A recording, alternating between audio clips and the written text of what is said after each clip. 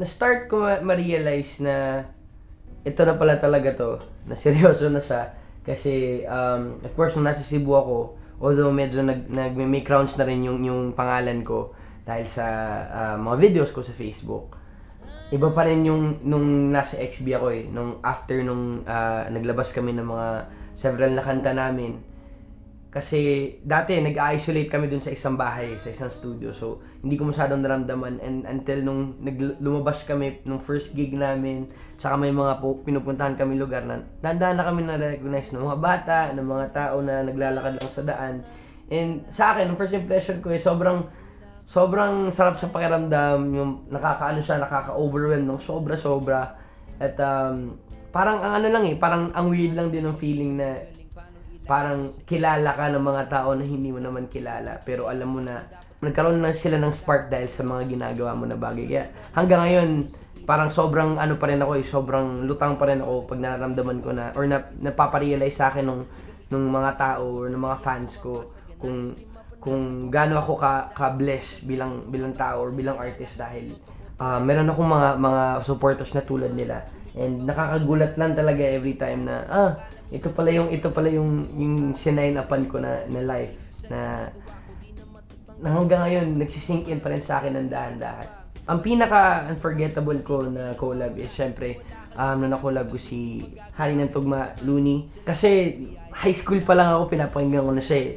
And siya din yung reason kung bakit nakilala at in love ako sa hip-hop hanggat sa pumasok din ako sa mundo talaga nila nung nag-XB ako.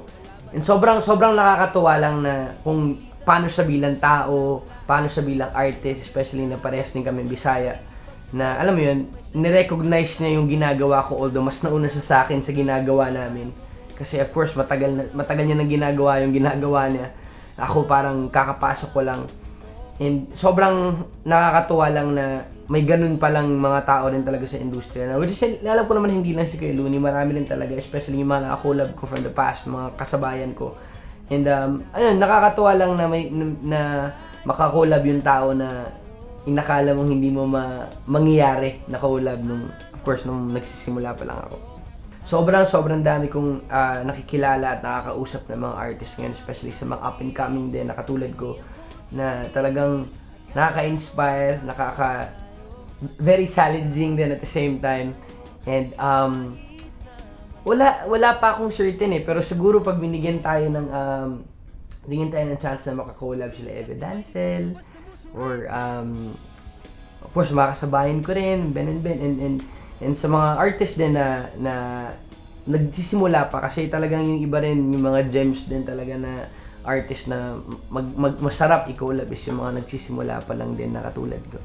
Hanggat sa kaya ko na ilabas at magawa na yung mga songs ko or yung mga output ko lagi is it's either makaka-motivate or it's either makaka-realize ng something sa mga tao or kahit sa mga bata na nakikita ako or napapanood ako, kasi sila yung magiging sila yung kasunod sila yung next generation. Kung gaano ako in-inspire ni Justin Bieber or ng mga artist nila Looney na tinitingnan ko dati, gusto ko rin ganun yung magiging tingin ng mga bata or mga nang susunod na generation sa akin, para at least masabi ko naman sa sarili ko na someday if wala na ako dito sa industry na to or sa scene na to or sa platform na to, may naiwan ako sa mga bata or sa mga generation na parating pa lang.